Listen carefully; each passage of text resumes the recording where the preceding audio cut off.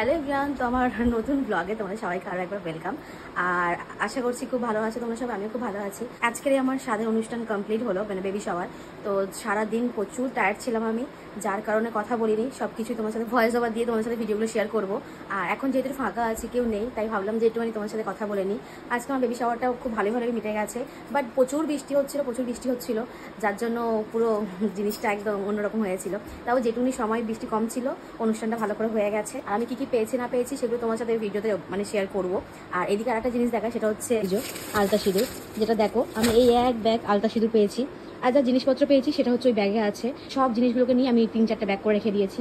আর তোমাদেরকে দেখাই, এই দেখো আমার মেহেন্দি, ঠিক আছে, 2 হাতের মেহেন্দিটা দেখাই। এই দেখো আমার বেবি আঁকা হয়েছে মেহেন্দিতে। যা করেছি টুকটাক সবকিছু তোমার সাথে শেয়ার করবো, আশা করছি ভালো লাগবে।